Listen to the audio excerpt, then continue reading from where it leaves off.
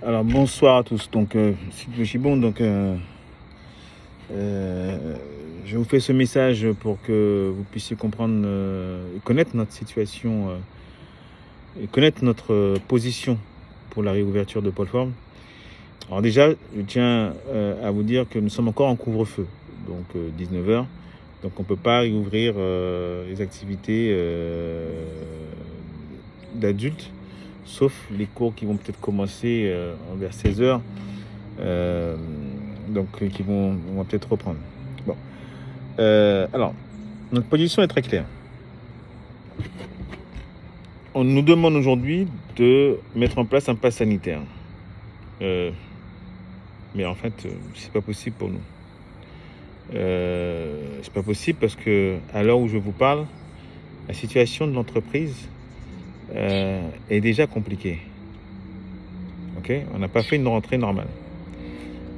Comme vous le savez, la rentrée des salles de sport se fait entre septembre et octobre. Okay, si on loupe ces saisons-là, on loupe la saison. Si on loupe ces périodes-là, pardon, on loupe la saison. Nous avons 30% de vaccinés en Martinique. Je pense que faut pas être un pro en économie, c'est-à-dire même avoir un master en économie ou sorti de l'ENA, pour comprendre que si la métropole avec 80% de vaccinés n'arrive pas, les salles de sport n'arrivent pas à être rentables, ou même pire que tout, ils sont en perte de chiffre d'affaires entre 20 et 50%, et perte de clientèle de 50%. Ou l'inverse, je crois que c'est l'inverse. Je crois qu'ils sont en perte de chiffre d'affaires entre 20 et 50, de clientèle entre 20 et 50% de perte de clientèle, et ils sont en perte de chiffre d'affaires de 50% et plus. Ok, les chiffres d'affaires. Ok, et ils sont à 80% de vaccinés en métropole. Ok, nous sommes à 30% de vaccinés.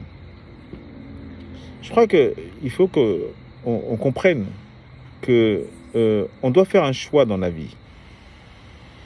Le choix de se dire, si je rentre dans le moule qu'on veut me donner là, c'est-à-dire celui qu'on veut me dire, tu prends ton pass sanitaire, en gros tu fermes ta gueule. Mais moi je te dis, non, je ne peux pas le faire. Parce que mathématiquement c'est impossible, autant que je reste fermé. Parce que je ne vais jamais pouvoir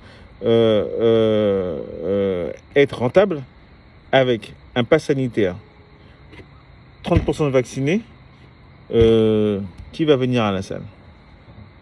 Non mais je suis franc avec vous, mesdames, messieurs, mes chers clients. Vous le savez très bien que c'est un frein.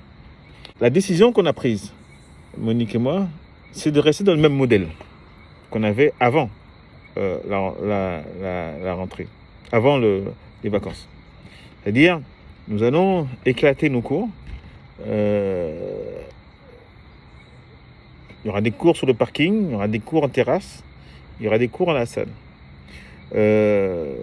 L'obligation pour chacun de s'inscrire au cours, à tous les cours, parce que les cours vont être limités, à tous les cours, une obligation d'inscription sur les cours pour qu'on puisse avoir le contrôle total de ceux qui rentrent et ceux qui sortent dans la salle.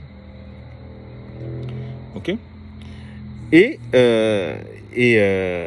voilà, ça a très bien fonctionné la saison dernière. On n'a eu aucun cluster. On n'a développé aucune problématique de virus, de contamination. Je vois pas pourquoi je vais changer de modèle. Ok ? Bon, je suis pas mouton. Donc, je pense que tout le monde me connaît. Je suis pas quelqu'un qui est désobéissant, mais j'aime les choses qui sont justes. J'aime les choses qui sont justes. Et aujourd'hui, on ne peut pas me dire que le pass sanitaire est juste. En métropole, ils ont mis le pass sanitaire a été mis en vigueur lorsqu'ils étaient déjà à 70 voire 80% de gens vaccinés. Et nous, on veut nous mettre un pass sanitaire lorsqu'on est 30% de vaccinés. 30% de vaccinés. Donc, c'est nous mettre une balle dans le pied, voire même nous mitrailler le pied. D'accord ? Donc, c'est nos intérêts, en fait. Donc, je vais demander à tout à chacun simplement que c'est un choix qu'on a voulu faire qui peut peut-être nous causer préjudice, peut-être, hein, peut-être. En tout cas, c'est un choix que moi je fais, c'est le choix de garder mes valeurs, ok, et de rester cohérent, Ça, c'est un choix que je fais, de rester cohérent. Et surtout, l'autre choix, c'est rester franc avec ma clientèle, respectueux de ma clientèle. Et donc, moi, je préfère vous annoncer ce qu'on va faire pour ne pas qu'il y ait d'ambiguïté, qu'il y ait aucune ambiguïté. Donc, voilà un petit peu ce que je voulais vous dire, et que je peux comprendre que ça va peut-être pas plaire à tout le monde. Tout le monde ne sera pas d'accord avec moi.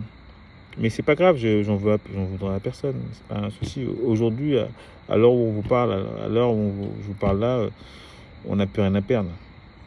On perd déjà tout. Vous comprenez? Donc là, il faut résister à la situation, ce qu'on fait depuis maintenant des années, enfin maintenant 1 an et demi plutôt. Il faut résister à la crise économique, la crise sanitaire. Parce que c'est une crise certes sanitaire, mais c'est aussi une crise économique. Hein. Pour ceux qui disent que l'économie redémarre, je ne sais pas. Mais en tout cas, c'est une crise économique qui est en train de se développer, une crise sociale qui est en train de se développer, et une crise éducative qui est en train de se développer à cause du départ de la mauvaise gestion de l'État sur la situation qu'on vit aujourd'hui, et la non-implication de nos élus sur le plan local, la franchise de nos élus, ok, qui manque. Mais c'est pas grave. Donc certains préfèrent attendre les présidentielles pour les postes de ministres. Et donc je peux comprendre, hein, vous savez, moi j'estime qu'on a tous des ambitions dans la vie. Mais quand tu es élu, n'oublie pas que le préfet, il est nommé, et eux, ils ont été élus. Ça veut dire qu'ils ont eu des voix du peuple martiniquais. D'accord? Ils ont eu des voix. Donc, vous nous devez des comptes. Faut pas qu'on oublie ça. Hein. Vous nous devez des comptes. Le seul combat que vous faites, c'est celui de faire une propagande pour le pass sanitaire ou le vaccin. N'oubliez pas que vous avez aussi un combat à faire pour votre peuple, c'est de lui rendre des comptes sur le travail qui est fait, et de prendre des décisions qui soient d'abord pour le bon fonctionnement du pays et en accord avec le peuple martiniquais. Voilà ce que j'avais à dire. Et donc, je sais que ça va peut-être faire grincer des dents, mais c'est mon choix. J'ai des valeurs, et je ne veux pas sortir de mes valeurs. Sortir de ces valeurs, c'est se faire du mal, c'est ne plus être soi-même. Et moi, je ne peux pas ne pas être moi-même. Et certains qui me connaissent le savent très très bien. Je resterai ce que je suis, même si ça déplaît, mais je garde mes valeurs. Et mes valeurs, c'est d'être juste, de faire des choses justes, de faire des choses cohérentes. Ok? Donc voilà. Merci, et bonne soirée à tous.